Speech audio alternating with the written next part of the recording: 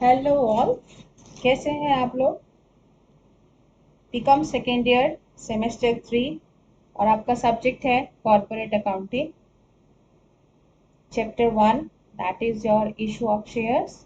Let's start with the chapter issue of shares. तो सबसे पहले हम बात करते हैं टाइप्स ऑफ बिजनेस। देखिए, जब हम कॉमर्स की बात करते हैं तो कॉमर्स में सबसे इम्पॉर्टेंट होता है बिजनेस। बिजनेस जब भी किया जाता है तो बिजनेस करने के हमारे पास कई तरीके होते हैं, कई मेथड से हम अपना बिजनेस स्टार्ट कर सकते हैं।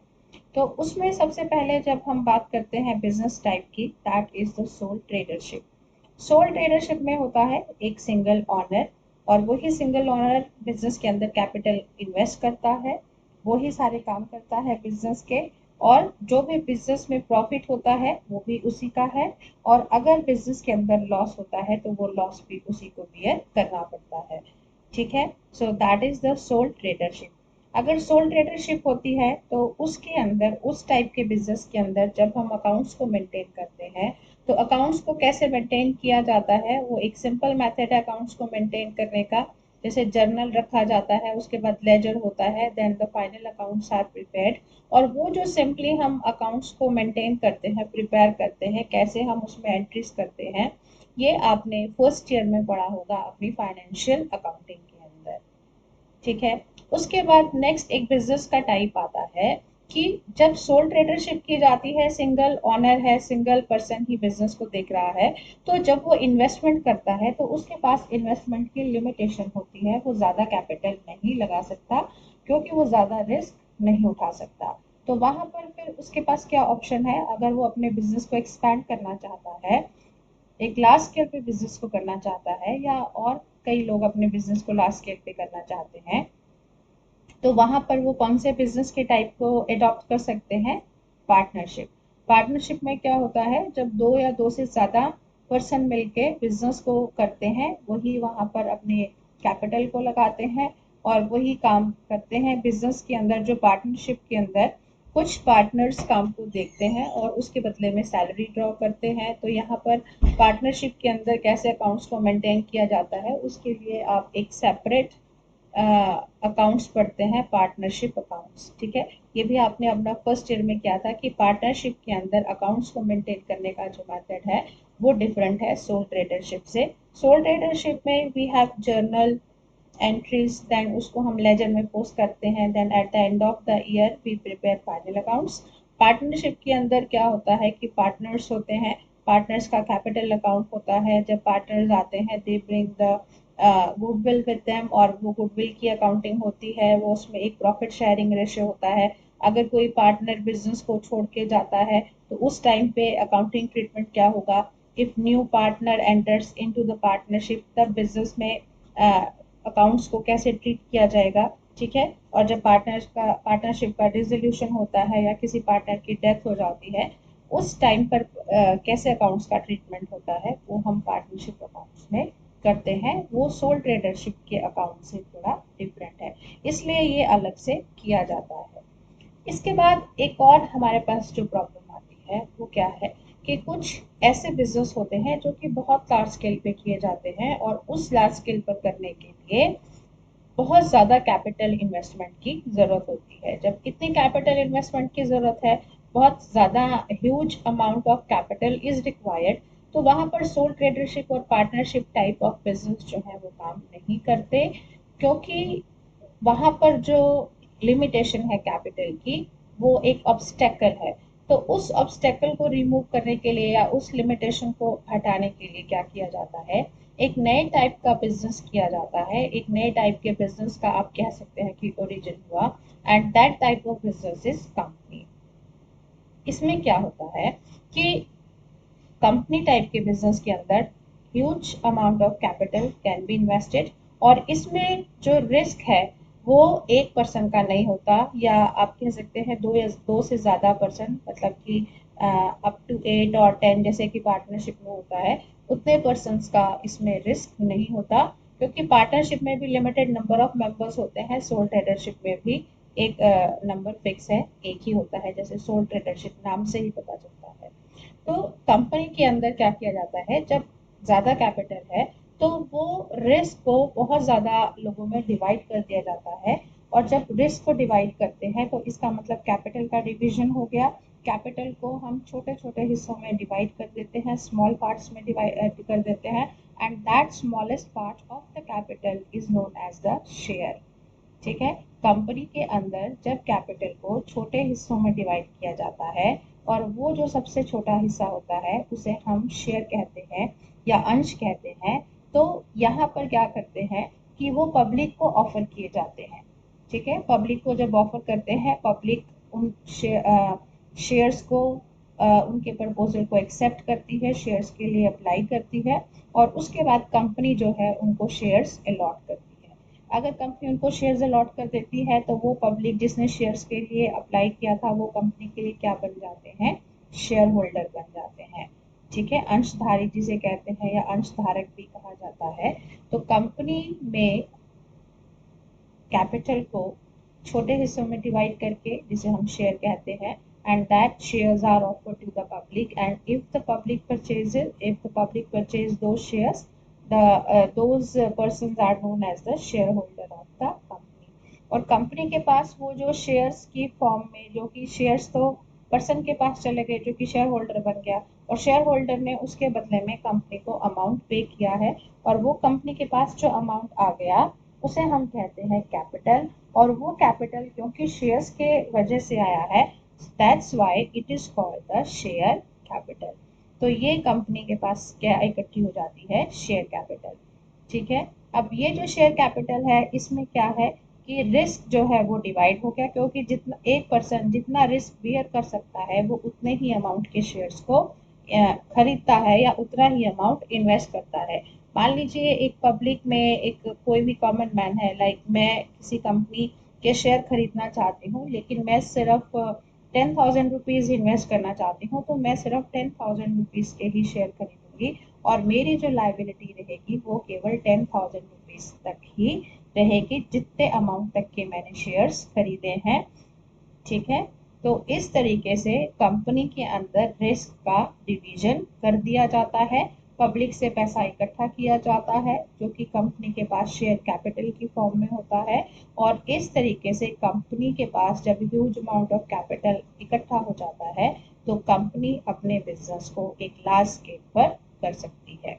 लेकिन जब हम कंपनी की बात करते हैं कि कंपनी में पब्लिक ने शेयर्स को खरीदा है, क्योंकि पब्लिक का इन्वॉल्वमेंट है, बहुत सारे लोग इन्वॉल्व होते हैं जो कि कंपनी के शेयर्स को खरीदते हैं। फिर कंपनी से रिलेटेड सोसाइटी भी है, एम्प्लॉयज़ भी हैं, बैंक्स भी हैं, गवर्नमेंट भी है, और कंपनी के अंदर बैंक जो कि कंपनी को लोन दे रहे हैं, क्रेडिटर्स हैं, डेटर्स हैं। तो काफ़ी पार्टीज ऐसी होती हैं, काफ़ी लोग ऐसे होते हैं जो कि कंपनी से रिलेटेड होते हैं, जिनका इंटरेस्ट कंपनी में होता है। तो उनके इंटरेस्ट को सेव करने के लिए एक कानून बनाया गया है, एक लॉ बनाया गया है, जिसे हम कहते हैं Indian companies act.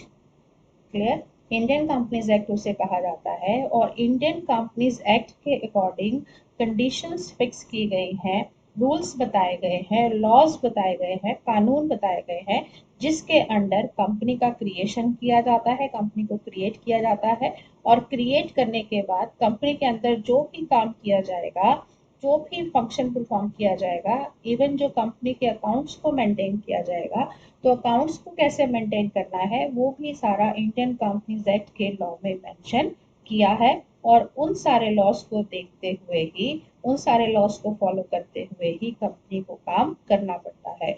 Soul tradership के लिए एज सच कोई लॉ नहीं है, पार्टनरशिप के लिए पार्टनरशिप एक्ट है क्योंकि वहाँ ज़्यादा लोगों का इंटरेस्ट है। इसी तरीके से कंपनी भी एक डिफरेंट टाइप ऑफ बिजनेस है और बहुत सारे लोगों का इंटरेस्ट उससे जुड़ा हुआ है, इसीलिए वहाँ पर एक एक्ट बनाया गया। तो से पहले ये जो कंपनी एक्ट बना था ये था कंपनीज एक्ट 1956। अर्लियर जो एक्ट था that is companies Indian companies act 1956। लेकिन 1956 में जो एक्ट बना वो उसके अकॉर्डिंग कंपनीज का रजिस्ट्रेशन हुआ, कंपनीज का क्रिएशन हुआ, कंपनी के अंदर काम किया गया। इवन अगर कंपनी अपना वाइंड अप भी करती है, कंपनी के वाइंडिंग अप को हम अपने कॉर्पोरेट अकाउंटिंग के अंदर वर्ड यूज करते हैं, दैट इज द लिक्विडेशन। तो कंपनी का वाइंडिंग अप जो है उसको कहा जाता है लिक्विडेशन। अगर कंपनी लिक्विडेशन करती है तो लिक्विडेशन भी उसको अपने एक्ट के अकॉर्डिंग ही करनी पड़ती है। तो ये जो एक्ट 1956 में बना था, इसके अंडर कंपनी को रजिस्टर किया गया। लेकिन देखिए धीरे धीरे टाइम बदलता है, चेंज होता है, सर्कमस्टांसेस चेंज होते हैं, सारे चीज़ें बदलती हैं, रिक्वायरमेंट्स बदलती हैं, नई नई चीज़ें सामने आती हैं, नई टेक्नोलॉजी जैसे आप देखिए सामने आती है, रोज टेक्नोलॉजी चेंज हो रही है। तो इन सब नए सिनेरियो के अंदर हमेशा जो लॉज हैं उनमें अमेंडमेंट्स की जाती हैं। अमेंडमेंट्स मतलब कुछ चेंजेस टाइम के अकॉर्डिंग उसमें चेंजेस किए जाते हैं। तो ये जो टाइम के अकॉर्डिंग चेंजेस किए जाते हैं, तो ऐसे ही कंपनीज एक्ट जो कि 1956 में फॉर्म हुआ था उसमें भी चेंजेस किए गए, और वो जो प्रोविजन चेंज करते हुए कंपनीज एक्ट बना। फाइनली उस अमेंडमेंट के बाद एक कंपनीज एक्ट दोबारा आया, that is the Indian companies act 2013। Basic तो हमारा वही था इंडियन कंपनीज एक्ट 1956, लेकिन उसके बाद अमेंडमेंट्स करने के बाद जो एक एक्ट आया है that is the companies act 2013। तो अब जो आज के टाइम में हम कंपनीज एक्ट को फॉलो करते हैं that is the Indian companies act 2013, 2013 में वो अमेंडमेंट्स के बाद जो हमारे पास नया लॉ आया है। अब इस लॉ में बताया गया है कि कंपनी को कैसे क्रिएट करना है, कैसे कंपनी के क्या फीचर्स हैं, कंपनी के अंदर क्या शेयर होते हैं, क्या डिबेंचर्स होते हैं, और कंपनी ने कैसे अपने अकाउंट्स को मेंटेन करना है, फाइनल अकाउंट्स कैसे बनाए जाएंगे, और अगर कंपनी का लिक्विडेशन होता है तो उस टाइम पर कंपनी ने कैसे काम करना है। तो ये सारी चीज़ें हमें उस लॉ के अकॉर्डिंग करनी होती हैं। नेक्स्ट देखते हैं। सबसे पहले अब हम बात करते हैं व्हाट इज अ कंपनी। तो इंडियन कंपनीज एक्ट 2013 के अकॉर्डिंग देखिए, a company is an artificial person created by law having separate entity, perpetual succession and a common seal. कि अगर हम इंडियन कंपनीज एक्ट 2013 की बात करें, इसके अकॉर्डिंग कंपनी की डेफिनेशन क्या है। कंपनी एक आर्टिफिशियल पर्सन की तरह काम करती है। कंपनी जो है एक आर्टिफिशियल पर्सन है। आर्टिफिशियल पर्सन क्यों कहा गया है? देखिए कंपनी सारे वो काम कर सकती है जो कि एक पर्सन करता है। जैसे एक पर्सन डॉक्यूमेंट्स को साइन करता है, किसी चीज़ के लिए ऑब्लिगेशंस होते हैं, उसके कुछ राइट्स होते हैं। तो ऐसे कंपनी के अंदर कंपनी भी वो सारे काम कर सकती है जो कि एक पर्सन करता है। लेकिन कंपनी क्योंकि एक नेचुरल पर्सन नहीं है, ये कैसे बनाई गई है? लॉ के द्वारा बनाई गई है। It is created by law, and if it is created by law that's why it is an artificial person. तो ये आर्टिफिशियल पर्सन है, क्रिएटेड बाय लॉ है, एंड हैविंग सेपरेट एंटिटी। और इसकी जो एंटिटी है मतलब एग्जिस्टेंस है वो अपने ऑनर से अलग है। कंपनी अलग है और ऑनर अलग है। परपेचुअल सक्सेशन, परपेचुअल सक्सेशन मतलब कंपनी जब बनाई जाती है वो ये सोचकर बनाई जाती है कि इसका बिजनेस जो है वो लंबे समय तक चलेगा, क्योंकि कंपनी के अंदर बहुत ज़्यादा अमाउंट में कैपिटल का इन्वेस्टमेंट होता है। और जब कैपिटल के ऊपर अमाउंट मंगाया जाता है, जैसे अभी मैंने शेयर की बात की, तो एक शेयर का प्राइस फिक्स होता है, और वो शेयर का प्राइस जो है वो हमेशा कंपनी इकट्ठा नहीं मंगाती, उसको इंस्टॉलमेंट्स में मंगाती है। तो वो मंगाने के इंस्टॉलमेंट्स में मंगाने के पीछे रीज़न क्या है? वो कंपनी का परपेचुअल सक्सेशन का एक करेक्टर है, मतलब एक उसका फीचर है कि कंपनी जब भी खोली जाती है वो ये सोचकर बनाई जाती है कि ये लंबे समय तक चलेगी। एंड कॉमन सील, और कंपनी के अंदर क्या होता है? कॉमन सील होता है। कॉमन सील क्या है? जैसे एक पर्सन के सिग्नेचर होते हैं, जो इम्पोर्टेंस एक पर्सन के सिग्नेचर की है वही कंपनी में कॉमन सील की है, क्योंकि कंपनी भी एक पर्सन की तरह काम करती है, बट ये आर्टिफिशियल पर्सन है। तो आर्टिफिशियल पर्सन होने के कारण इसके जो सिग्नेचर हैं वो कैसे किए जाते हैं? थ्रू द कॉमन सील, जिसे आप स्टैम्प भी कहते हैं। Then section 2 subsection 20 of Indian companies act 2013 के अकॉर्डिंग कंपनी की क्या डेफिनेशन है? A company means a company formed and registered under this act और एन एग्जिस्टिंग कंपनी। कि एक कंपनी को हम कब कंपनी कहते हैं? जो कि फॉर्म की गई है और रजिस्टर की गई है अंडर दिस एक्ट, जो कि इंडियन कंपनीज एक्ट 2013 के अंडर रजिस्टर की गई है, और एन एग्जिस्टिंग कंपनी, और कोई अगर पहले से ही कंपनी एग्जिस्ट कर रही हो तो उसे भी हम कंपनी कहते हैं। नेक्स्ट आता है features of joint stock company. एक कंपनी के फीचर्स क्या है? सबसे पहले artificial person created by law. ये इसके बारे में अभी हमने डिस्कस किया है, क्योंकि कंपनी का क्रिएशन लॉ के द्वारा किया गया है, लॉ ने उसे बनाया है, that is why it is called artificial person and created by law. Then separate legal entity, इसकी एंटिटी अपने ऑनर से अलग है। परपेचुअल एग्जिस्टेंस, ये भी अभी आपको बताया है कि कोई भी कंपनी जब शुरू की जाती है तो वो ये सोचकर शुरू की जाती है कि कंपनी जो है वो लंबे समय तक चलेगी, and it is least affected by the death और insanity of the shareholders. तो कंपनी के जो शेयर होल्डर्स हैं, जिन्होंने कंपनी के शेयर्स को परचेज किया है, अगर किसी शेयर होल्डर की डेथ हो जाती है या वो इनसेन हो जाता है, तो उससे कंपनी की एंटिटी के ऊपर कोई भी इफेक्ट नहीं पड़ता, कोई वो उससे अफेक्टेड नहीं होती। ठीक है। जैसे बाकी बिजनेस की बात करें, हमारे पार्टनरशिप के अंदर या सोल ट्रेडरशिप के अंदर अगर किसी की डेथ हो जाती है या कोई इनसेन हो जाता है तो वो बिजनेस को प्रभावित करता है, लेकिन ऐसा कंपनी के अंदर नहीं होता। The existence of A company can only be terminated by law. और कंपनी की जो एग्जिस्टेंस है वो कौन टर्मिनेट कर सकता है, कौन खत्म कर सकता है? लॉ ही खत्म कर सकता है। क्यों? Because it is created by law and it is also terminated by law. Then limited liability. Liability of shareholder of a company is limited. It is limited to the extent of unpaid amount on shares held by the shareholders. कि company के अंदर जो भी share holders हैं उनकी liability limited होती है, जितने अमाउंट तक के उन्होंने शेयर्स खरीदे हैं और जो अभी अमाउंट उन्होंने पे नहीं किया, जो अनपेड अमाउंट है शेयर्स का, उतने अमाउंट तक ही उनकी लाइबिलिटी रहती है, उससे ज़्यादा उनकी लाइबिलिटी कंपनी के अंदर नहीं होती। Then is the transfer of shares.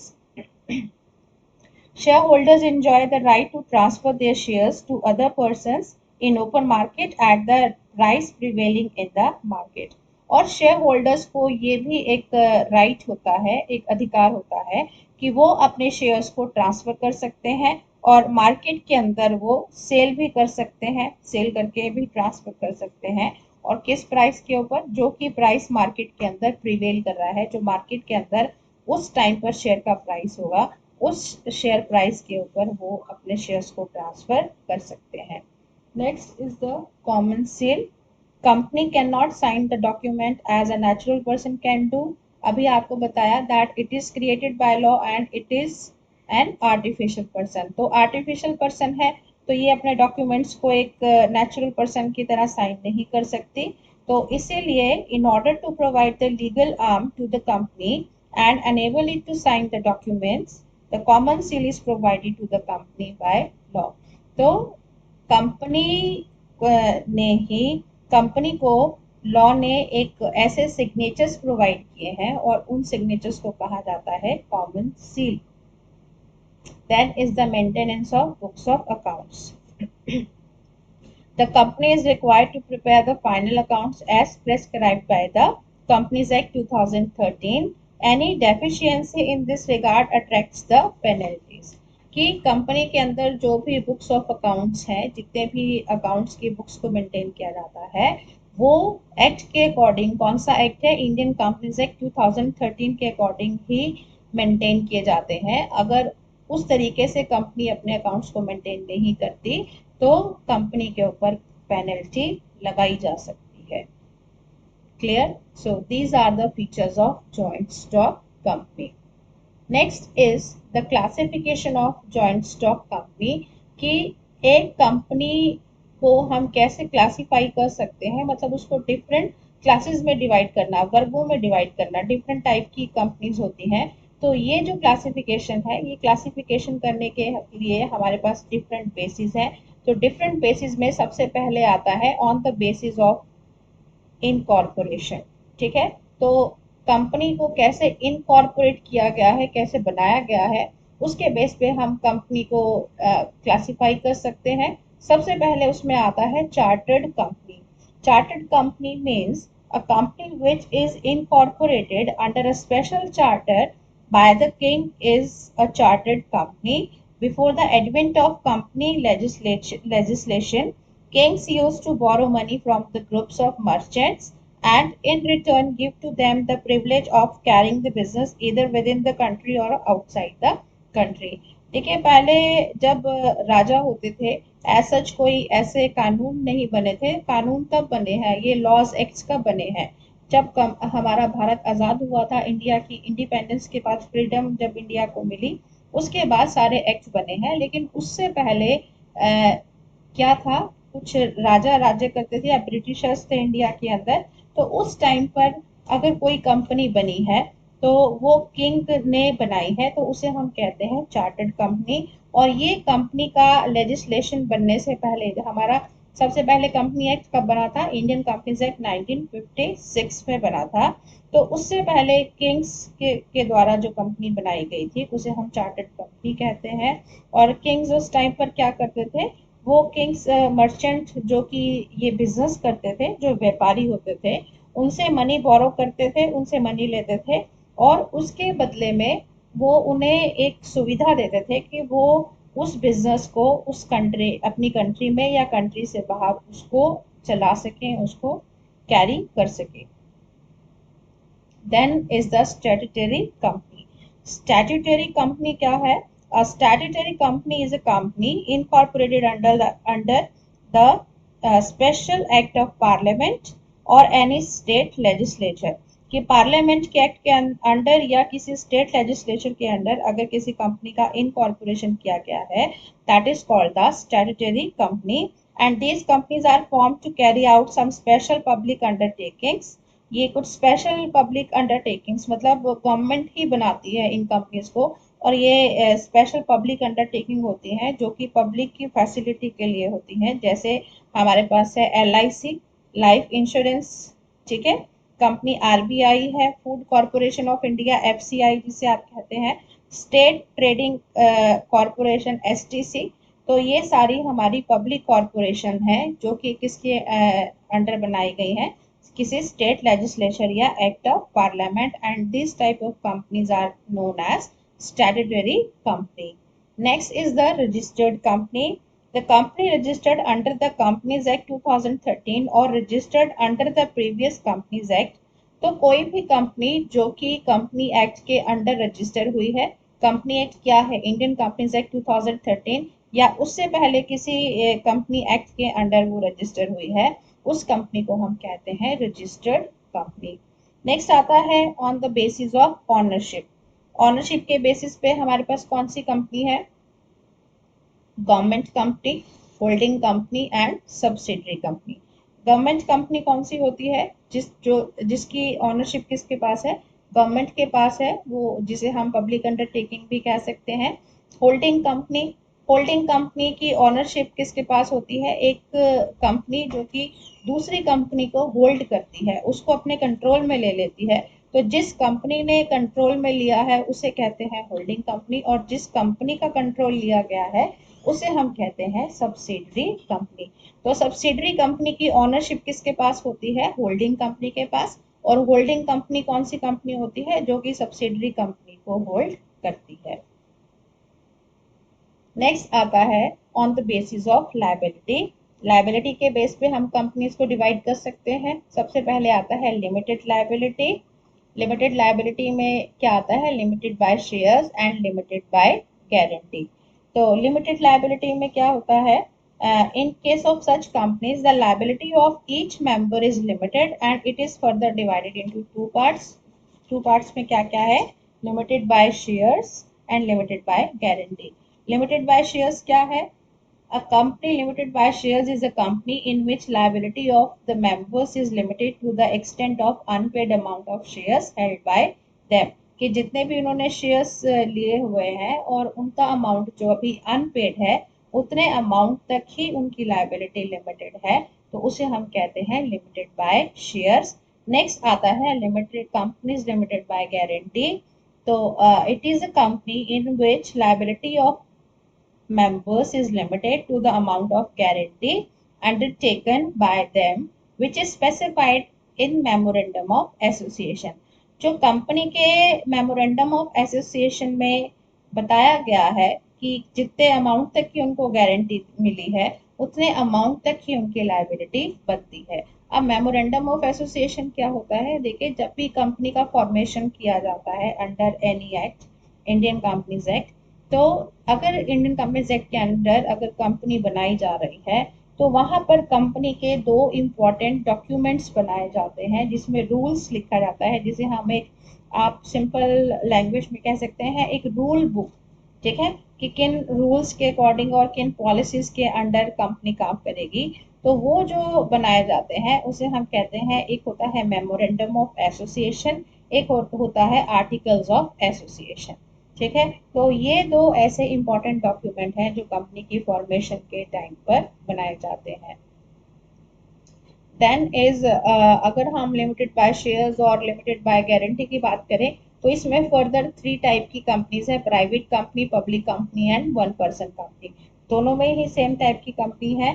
तो अगर प्राइवेट कंपनी की बात करते हैं तो प्राइवेट कंपनी क्या होती है, a company which has a minimum paid up capital of 1 lakh rupees or such higher paid up capital as may be prescribed by its articles। कि अगर एक कंपनी में minimum paid up capital 1 lakh rupees है और वो amount है जो कि कंपनी के आर्टिकल्स में मेंशन किया है तो उसे हम कहते हैं प्राइवेट कंपनी। और प्राइवेट कंपनी के अंदर अपने शेयर्स के राइट्स को ट्रांसफर करना जो है वो रेस्ट्रिक्ट किया हुआ है and limits the number of its member to 200 excluding member who or were in the employment of the company। Maximum number has been increased from 50 to 200 as per Companies Act 2013। ठीक है, तो company में minimum दो member होने चाहिए और maximum पहले 50 था लेकिन अब वो 50 से बढ़ाकर कितना कर दिया है, 200 कर दिया है। तो प्राइवेट कंपनी के अंदर जो मेंबर्स का नंबर है वो फिक्स होता है, लिमिटेड होता है। Then is the public company। What is a public company? A public company means a company which is not a private company। Public company कौन सी company है जो कि private company नहीं है और that has a minimum paid up capital of rupees 5 lakh और such higher paid up as may be prescribed। कि जिसमें पेड अप कैपिटल या तो 5 लाख रुपए से मतलब मिनिमम 5 लाख रुपीज है या उससे ज्यादा अमाउंट है जो कि कंपनी के अंदर प्रेस्क्राइब किया गया है। ठीक है, तो उसे हम कहते हैं पब्लिक कंपनी। नेक्स्ट आता है 1% company, in short it is written as OPC, 1% company. The 1% company means a company which has only 1% as a member, जिसमें मेंबर कौन होता है, सिर्फ एक ही पर्सन है। And 1% company is required to identify in its name in bracket as 1% company after its name. और company का जब भी नाम लिखा जाता है और अगर वो 1% कंपनी है तो ब्रैकेट्स में उसको लिखना होता है 1% कंपनी। ठीक है, तो ये है on the basis of liability. Next आता है अनलिमिटेड लायबिलिटी कंपनी। तो पहले हमने क्या था, लिमिटेड लायबिलिटी कंपनी, एक होता है unlimited liability companies. Unlimited liability companies कौन सी होती हैं, a company not having any limit on the liability of its member is termed as the unlimited company। In such a company, if the liability arises in vested amount as well as the personal property of a shareholder can be called up for the contribution। कि इसमें किसी share holder की liability जो है वो fix नहीं है, वो लिमिटेड नहीं है। अगर कंपनी को जरूरत पड़ती है तो शेयर होल्डर की प्राइवेट प्रॉपर्टी को भी यूज किया जा सकता है जिससे कंपनी अपनी लाइबिलिटीज को पे कर सके। और इसमें भी फर्दर कितनी टाइप की कंपनी आती है, वही 3 टाइप्स की कंपनी है, private company, public company and 1% company. ये कंपनीज क्या होती हैं ये अभी हम डिस्कस कर चुके हैं। नेक्स्ट आता है capital forms in a company. एक कंपनी के अंदर कैपिटल का फॉर्म कैसा होता है, देखिए, किसी भी कंपनी के में कैपिटल फॉर्म से डिस्कस करने से पहले हम ये देखते हैं कि कोई भी बिजनेस स्टार्ट करने के लिए जो हमारी बेसिक रिक्वायरमेंट है that is of the capital. और कैपिटल जो है जिसे हम पूंजी कहते हैं, पूंजी कैसे लगा सकते हैं किसी भी बिजनेस के अंदर? या तो हमारे पास अपनी पूंजी होगी, ओन्ड कैपिटल जिसे कहते हैं, या अगर हमारे पास कैपिटल है लेकिन वो सफिशिएंट नहीं है, हमें और कैपिटल की रिक्वायरमेंट है, तो उस कैपिटल को हम क्या कर सकते हैं? बोरो कर सकते हैं, उधार ले सकते हैं। उधार कहाँ से लेंगे? किसी बैंक से लोन ले सकते हैं, या किसी ऐसे फाइनेंशियल इंस्टीट्यूशन से लोन ले सकते हैं जो कि वो लोन देने का काम करता है, या किसी पर्सन से भी हम उधार ले सकते हैं। ठीक है। तो किसी भी बिजनेस को बिजनेस को शुरू करने के लिए हमने अपना कैपिटल लगाया, जो हमारे पास अपना पैसा था, ओन्ड कैपिटल, और बाकी अगर हमें रिक्वायरमेंट थी तो हमने क्या किया? बोरोड कैपिटल भी उसमें इन्वेस्ट की है। ऐसे ही कंपनी के अंदर होता है। कंपनी में भी कैपिटल की दो फॉर्म होती है, एक होती है ओन्ड कैपिटल और एक होती है बोरोड कैपिटल। लेकिन अगर कंपनी में ओन्ड कैपिटल होती है जिसे हम कहते हैं ऑनर्स कैपिटल, मतलब जो कि ऑनर है उसका, उसकी capital, and which is employed by an owner of the business. Owner's capital क्या होती है? जो किसी बिजनेस के ऑनर ने लगाई है। और ऑनर कौन होता है? He takes the profit and bears the loss also. Owner कौन होता है? जो कि बिजनेस के अंदर प्रॉफिट लेता है और नुकसान को भी बेयर करता है। It is in the form of shares in the company. और इस टाइप से ऑनर कैपिटल की फॉर्म बिजनेस के अंदर, कंपनी के अंदर किस फॉर्म में होती है? शेयर्स की फॉर्म में, अंश की फॉर्म में। ठीक है। Share holders are the owners of the company. तो जो भी कंपनी के शेयर होल्डर्स हैं, उन शेयर होल्डर्स को हम क्या कहते हैं? Honours of the company. और जो भी ऑनर्स के राइट्स होते हैं वो सारे राइट्स किसके होते हैं? शेयर होल्डर्स के। They enjoy the rights of owner of the business, like कौन कौन से राइट्स होते हैं? Like voting rights, and shares the profit of the business. Profit company या बिजनेस के अंदर जो प्रॉफिट्स होते हैं उसको वो आपस में शेयर करते हैं। And after paying all the liabilities. देखिए, कोई भी बिजनेस के अंदर जब प्रॉफिट होता है तो ऐसा नहीं होता कि बिजनेसमैन सारा प्रॉफिट घर ले जाता है। पहले जो भी प्रॉफिट हुआ है, जो भी इनकम हुई है, उस इनकम में से सारी लाइबिलिटीज को पूरा किया जाता है, और लाइबिलिटीज को पूरा करने के बाद जो हिस्सा बचता है वो बिजनेसमैन के लिए प्रॉफिट होता है। तो यहाँ पर भी सारी लाइबिलिटीज को जब कंपनी अपनी जितनी भी लाइबिलिटीज हैं उनको पे कर देती है, उसके बाद जो प्रॉफिट बचता है वो प्रॉफिट वो शेयर होल्डर्स को देती है। और कंपनी के अंदर जो शेयर होल्डर्स को प्रॉफिट का हिस्सा दिया जाता है उसे हम कहते हैं डिविडेंड, जिसे हिंदी में कहा जाता है लाभांश। लाभ का अंश means the part of the profit. तो प्रॉफिट्स का जो हिस्सा शेयर होल्डर्स को कंपनी देती है that is called the dividend.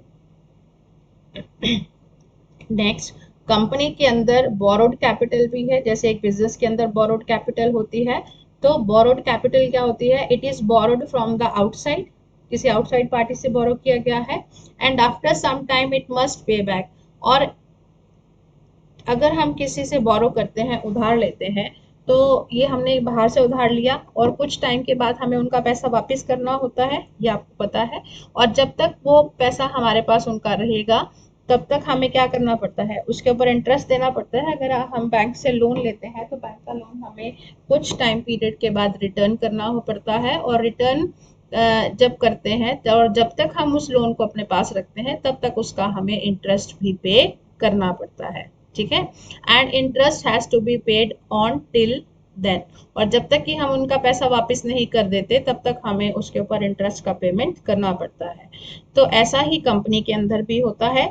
तो कंपनी में बोरोड कैपिटल का फॉर्म क्या होता है? It is in the form of debentures in the company. Company के अंदर बोरोड कैपिटल का फॉर्म क्या है? Debentures. And debenture holders are the lenders of the company. तो डिबेंचर होल्डर कंपनी के लिए क्या हुए? लेंडर्स हुए, जिन्होंने कंपनी को पैसा दिया है। And company must pay interest on it with the fix rate. और कंपनी को जो है इंटरेस्ट देना पड़ता है इसके ऊपर, जो कि रेट पहले से ही फिक्स किया गया है। और इंटरेस्ट का जो रेट होता है, the rate of interest is fix. जब भी डिबेंचर्स इशू किए जाते हैं, डिबेंचर्स इशू करते समय ही उनका रेट ऑफ इंटरेस्ट क्या रहेगा और कितने टाइम पीरियड के बाद वो रिटर्न किए जाएंगे, ये सब चीज़ें डिबेंचर्स को इशू करते हुए ही क्लियर कर दी जाती हैं। ये सारी कंडीशंस क्लियर होती हैं। तो यहाँ पर जो आपको एक इम्पॉर्टेंट अपना कॉरपोरेट अकाउंट्स का बेसिक समझना है, जो कॉन्सेप्ट समझना है, वो क्या है कि कंपनी के अंदर ओन्ड कैपिटल यानी कि ऑनर्स कैपिटल का फॉर्म क्या है, शेयर्स है। और शेयर्स जो होते हैं, जिनके पास होते हैं, वो कौन होते हैं, शेयर होल्डर। और शेयर होल्डर कौन होते हैं, ऑनर्स ऑफ द कंपनी। और इनको कंपनी क्या देती है, डिविडेंड। क्लियर। और कंपनी के अंदर बोरोड कैपिटल, जो उधार लिया हुआ कैपिटल है, वो किस फॉर्म में होता है, डिबेंचर की फॉर्म में, जिसे हिंदी में ऋण पत्र कहा जाता है। और ये जो डिबेंचर्स जिनके पास होते हैं, they are called debenture holders, या ये कंपनी के लिए क्या होते हैं, लेंडर्स होते हैं, जिन्होंने कंपनी को उधार दिया है। और कंपनी ने इसके ऊपर क्या पे करना होता है, इंटरेस्ट। ठीक है, ये इंटरेस्ट पे करना होता है। तो ये दो चीजें आपको क्लियर होनी चाहिए। Owned capital means shares, shares के ऊपर होता है dividend. Borrowed capital means debentures, और डिबेंचर्स के ऊपर होता है इंटरेस्ट। नेक्स्ट आता है शेयर्स। अब हम शेयर्स की बात करते हैं। कंपनी के अंदर शेयर क्या होता है, मैंने अभी आपको बताया है इसी लेक्चर में। The share is the portion of the capital to which each member is entitled to his share. Company को कंपनी अपनी कैपिटल को छोटे हिस्से में डिवाइड कर देती है, and the smallest part is known as the share. ठीक है, the share is the portion of the capital to which each member is entitled to his share. For example, the total capital of company is rupees 2 lakh divided into 20,000 parts। तो 20,000 shares में divided है, तो एक share का price कितना हुआ, 10 each. तो number of shares 20,000, the price of each share is rupees 10, जिसे हम कहते हैं face value. This is the face value of the share, rupees 10। And the total company share capital is 2 lakh। Two 20,000 into 10, this is 2 lakh। ठीक है, thus each part of rupees 10 is called the share। Next आता है types of share. Types, shares के भी types होते हैं। One is the equity share and second is the preference share. Equity shares क्या है, equity shares are those which carry no special rights in respect of annual dividend and return of capital when company goes into liquidation। Equity shares देखिए वो shares होते हैं कि जिनके पास कोई special rights नहीं होते। ठीक है, स्पेशल राइट्स किसको लेके, शेयर होल्डर्स को। देखिए दो चीज़ों में दो चीज़ें शेयर होल्डर को मिलती हैं। एक उसको एनुअल डिविडेंड मिलता है, जो कि हर साल प्रॉफिट्स में से उसको मिलना है। और दूसरा, अगर कंपनी का लिक्विडेशन होता है तो उसकी कैपिटल को रिटर्न किया जाता है। तो इक्विटी शेयर होल्डर्स जो हैं, वो कंपनी के ऐसे शेयर होल्डर्स होते हैं या ऐसे शेयर्स होते हैं जिसके ऊपर उन्हें एनुअल डिविडेंड मिलना है, और कंपनी का अगर लिक्विडेशन होता है तो उनका कैपिटल रिटर्न की जानी है। लेकिन उनको कोई स्पेशल राइट नहीं है कि सबसे पहले उनको दिया जाएगा, उनकी बारी सबसे बाद में आएगी। कि अगर कंपनी के पास प्रॉफिट होगा और प्रॉफिट में से सारी लायबिलिटीज को पे करने के बाद प्रॉफिट बचेगा तो उनको मिलेगा। अगर नहीं बचता तो इक्विटी शेयर होल्डर्स को कोई भी डिविडेंड नहीं मिलेगा। और अगर कंपनी का लिक्विडेशन होता है और लिक्विडेशन के टाइम पे कंपनी की कंडीशन अच्छी नहीं थी, तो कंपनी के पास प्रॉपर फंड्स अवेलेबल नहीं थे, और अगर कंपनी के पास कैपिटल देने के लिए पैसा नहीं बचता, तो इक्विटी शेयर होल्डर्स को उनकी कैपिटल रिटर्न नहीं की जाती। ठीक है, the rate of dividend is not fix, और उनका डिविडेंड का रेट फिक्स नहीं होता। जिस हिसाब से, क्योंकि डिविडेंड हर साल दिया जाना है, तो हर साल में जितना प्रॉफिट होगा उतना ही उनको डिविडेंड दे दिया जाता है। तो जब इक्विटी शेयर्स को देखिए, हम कह रहे हैं कि ना तो उनको कैपिटल वापस मिलने में कोई ज़्यादा स्पेशल राइट्स हैं और ना ही डिविडेंड मिलने में स्पेशल राइट्स हैं। तो कोई भी पर्सन जो कि इस तरीके से अपने बिजनेस में काम करता है तो एक्चुअल में वो लॉस को बियर कर रहा है, तो वो ही रियल ऑनर होता है। So that is why we called equity share holders are the real owners of the company. Company के यही रियल ऑनर्स होते हैं, क्योंकि अल्टीमेटली यही कंपनी के लॉस को बियर करते हैं एट लास्ट। मतलब बिल्कुल लास्ट तक वो वेट करेंगे कि अगर पैसा बचेगा तो उन्हें मिलेगा, और अगर नहीं मिल बचता तो उन्हें कुछ भी नहीं मिलता। लेकिन इसके रिवर्स भी कंडीशन हो सकती है कि बिजनेस कंपनी के अंदर बहुत सारा प्रॉफिट हो सकता है। अगर ह्यूज प्रॉफिट हो गया, बहुत ज़्यादा प्रॉफिट हो गया, तो सबको तो फिक्स अमाउंट से दे दिया, पहले लायबिलिटीज को पूरा किया, फिर डिबेंचर होल्डर्स को इंटरेस्ट दे दिया, फिर प्रेफरेंस शेयर होल्डर्स को डिविडेंड दे दिया, क्योंकि प्रेफरेंस शेयर होल्डर्स का डिविडेंड जो है उसका रेट फिक्स होता है। उसके बाद अगर बहुत सारा प्रॉफिट बचा हुआ है तो सारा का सारा प्रॉफिट किसके पास जाता है? इक्विटी शेयर होल्डर्स के पास। ठीक है, तो इक्विटी शेयर होल्डर्स को वैसे तो कोई स्पेशल राइट्स नहीं होते, लेकिन स्पेशल राइट्स होते भी हैं। अगर कंपनी के पास ज़्यादा प्रॉफिट है तो वो भी उनमें ही डिस्ट्रीब्यूट किया जाता है। तो rate of dividend is not fixed on equity shares. Next is the preference shares. Preference shares are those which enjoy certain priorities regarding the payment of dividend rate at a fixed rate so long as the company exists and return of principal investment at the time of winding up. देखिए, अगर हम preference share और equity share की बात करें तो ये दोनों ही शेयर्स के टाइप हैं। प्रेफरेंस शेयर्स मतलब देखिए नाम से ही पता चल रहा है कि जिनको प्रेफरेंस दी जाती है, मतलब प्रायोरिटी दी जाती है, प्राथमिकता दी जाती है। किससे किससे पहले उनको रखा जाता है? किससे पहले प्राथमिकता दी जाती है? इक्विटी शेयर्स से पहले। तो एक जब शेयर होल्डर्स की टर्न आती है तो शेयर होल्डर्स की टर्न में दो तरीके के शेयर होल्डर हमारे पास हैं, प्रेफरेंस और इक्विटी। तो सबसे पहले प्रेफरेंस शेयर्स को दिया जाता है, क्या दिया जाता है? डिविडेंड। और इनका जो रेट ऑफ डिविडेंड है वो फिक्स होता है। कंपनी पहले इनको डिविडेंड देती है, उसके बाद अगर प्रॉफिट बचता है तो वो प्रॉफिट फिर इक्विटी शेयर होल्डर्स को दिया जाता है। और अगर कंपनी का वाइंडिंग अप होता है, कंपनी का लिक्विडेशन होता है, तो उस टाइम पे जब कंपनी कैपिटल रिटर्न करती है, और कैपिटल रिटर्न करने के लिए जब शेयर होल्डर्स की टर्न आती है तो शेयर होल्डर्स की टर्न में सबसे पहले प्रेफरेंस शेयर होल्डर्स को और उसके बाद फिर इक्विटी शेयर होल्डर्स को कैपिटल रिटर्न की जाती है। तो यही डिफरेंस है सिंपल, कि प्रेफरेंस शेयर्स आर प्रेफर्ड, और किससे पहले प्रेफर किया जाता है उन्हें? इक्विटी शेयर से पहले। और कहाँ पर? केवल दो ही चीज़ों की बात करते हैं हम शेयर्स में, एक तो डिस्ट्रीब्यूशन ऑफ डिविडेंड और second is return of capital at the time of liquidation. Clear? Next is the types of preference shares. हमारे पास प्रेफरेंस शेयर्स की भी डिफरेंट टाइप है, इक्विटी शेयर्स की कोई टाइप नहीं है। इक्विटी शेयर्स एक अपनी ही टाइप का बस एक होता है, पर प्रेफरेंस शेयर्स की हमारे पास टाइप होती है। पहले आता है cumulative preference shares. Cumulative preference shares, देखिए क्यूमुलेटिव से जैसे कि एक्यूमुलेट होना, इकट्ठा करना। क्या इकट्ठा करना? जैसे मान लीजिए किसी साल कंपनी के अंदर प्रॉफिट नहीं हुआ, तो अगर प्रॉफिट नहीं हुआ तो इक्विटी शेयर होल्डर को तो डिविडेंड मिलेगा ही नहीं, प्रेफरेंस शेयर होल्डर्स को भी नहीं मिलेगा। लेकिन अगर preference shares cumulative preference shares हैं तो वो प्रेफरेंस शेयर्स का डिविडेंड इकट्ठा होता रहेगा। ठीक है, अगर एक साल प्रॉफिट नहीं हुआ, उनको नहीं मिला, तो अगले साल में अगर प्रॉफिट होता है और वो क्यूमुलेटिव प्रेफरेंस शेयर्स थे, तो सबसे पहले कंपनी उनका पिछला जो कि इकट्ठा हुआ उनका डिविडेंड था उनका पेमेंट करेगी, और फिर बाद में सबको पेमेंट की जाएगी। ठीक है, तो क्यूमुलेटिव प्रेफरेंस शेयर्स कौन से होते हैं? जिसमें डिविडेंड का अमाउंट इकट्ठा होता रहता है।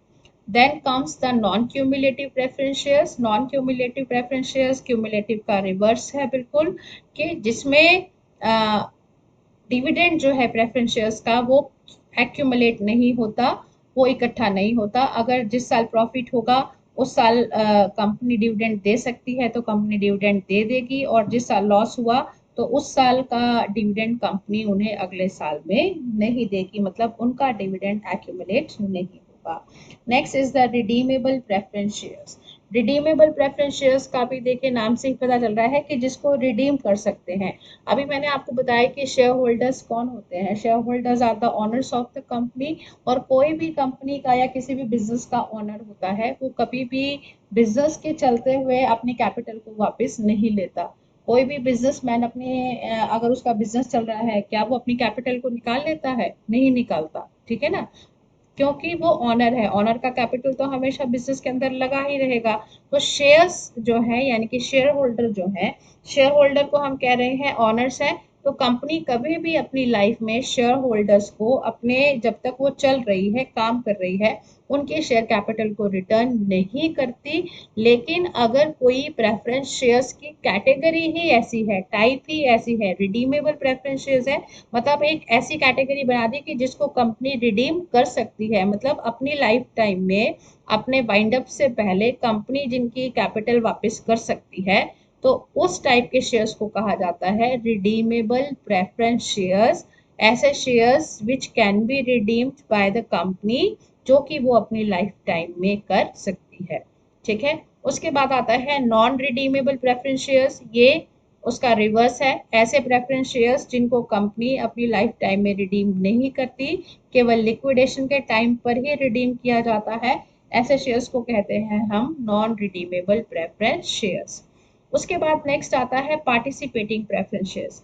ये बड़ा इंपॉर्टेंट है यहाँ पर समझना। जब हम पार्टिसिपेटिंग प्रेफरेंस शेयर्स की बात करते हैं तो जनरली स्टूडेंट कहते हैं कि पार्टिसिपेटिंग प्रेफरेंस शेयर्स वो होते हैं जो कि मैनेजमेंट में पार्टिसिपेट करते हैं। लेकिन यहाँ पर ये ऐसा बिल्कुल भी नहीं है। ये कॉन्सेप्ट यहाँ पर पार्टिसिपेशन ऑफ मैनेजमेंट का नहीं है।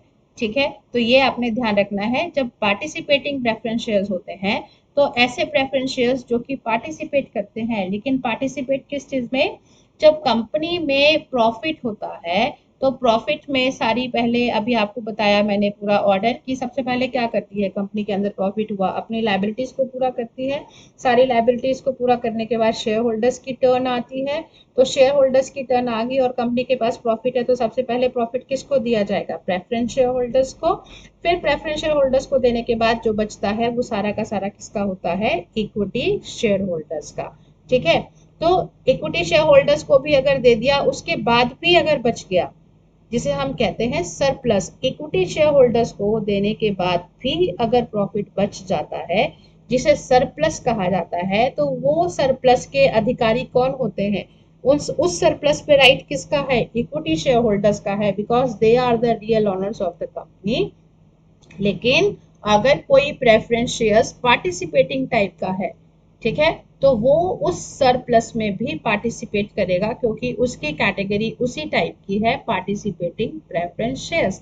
तो पार्टिसिपेटिंग प्रेफरेंस शेयर्स का मतलब यहाँ पर वो है कि ऐसे प्रेफरेंस शेयर्स जो किस में पार्टिसिपेट करते हैं? सरप्लस में। ठीक है, समझ आ गया सरप्लस क्या होता है? तो प्रेफरेंस शेयर्स जो कि सरप्लस में पार्टिसिपेट करते हैं, those are known as participating preference shares। And non participating preference shares इसका रिवर्स है, कि ऐसे शेयर्स जो कि कंपनी के सरप्लस में पार्टिसिपेट नहीं करते, those are known as the non participating preference shares। Next is the convertible preference shares. Convertible देखिए ये भी आपको टर्म से ही पता चल रहा है, जिसको हम कन्वर्ट कर सकते हैं। तो ऐसे प्रेफरेंस शेयर्स जो कि कन्वर्ट किए जा सकते हैं, those are called convertible preference shares. और किस में कन्वर्ट कर सकते हैं? इक्विटी शेयर्स में। प्रेफरेंस शेयर्स को हम किस में कन्वर्ट कर सकते हैं? इक्विटी शेयर्स में, डिबेंचर्स में नहीं। ठीक है, क्योंकि शेयर जो है वो ओन्ड कैपिटल है और डिबेंचर बोरोड कैपिटल है। तो ओन्ड कैपिटल को बोरोड कैपिटल में कभी भी कन्वर्ट नहीं किया जाता। बोरोड को तो ओन्ड में कर सकते हैं, बट ओन्ड कैपिटल, ऑनर्स के कैपिटल को बोरोड में कन्वर्ट नहीं करते। तो convertible preference shares means those shares which can be converted and which can be converted into equity shares. Then is the non convertible preference shares. ऐसे preference shares जो कि हम कन्वर्ट नहीं कर सकते into equity shares, those type of preference shares are called non convertible preference shares। I hope कि आपको ये समझ आ गए होंगे कि जो भी ये डिफरेंट टाइप ऑफ शेयर्स हैं, ये आपको क्लियर हो गए होंगे। Cumulative preference shares, non cumulative, redeemable, non redeemable, participating, non participating, convertible and non convertible. देखिए वैसे तो आपको एक एक टर्म को ही समझना है। यहाँ पर अगर आपको क्यूमुलेटिव समझ आ गया then you can understand non cumulative, और यहाँ पर अगर आपको रिडीमेबल प्रेफरेंस शेयर समझ आ गया तो नॉन रिडीमेबल में आपको कोई प्रॉब्लम नहीं है। अगेन लाइक दिस, पार्टिसिपेटिंग अगर आपको समझ आ गया तो नॉन पार्टिसिपेटिंग में कोई प्रॉब्लम नहीं है। ऐसे ही convertible and non convertible preference shares. तो ये है डिफरेंट टाइप ऑफ शेयर्स। यहीं पर आपका लेक्चर ओवर है। नेक्स्ट हम अपने नेक्स्ट लेक्चर में मिलेंगे। तब तक के लिए थैंक यू सो मच।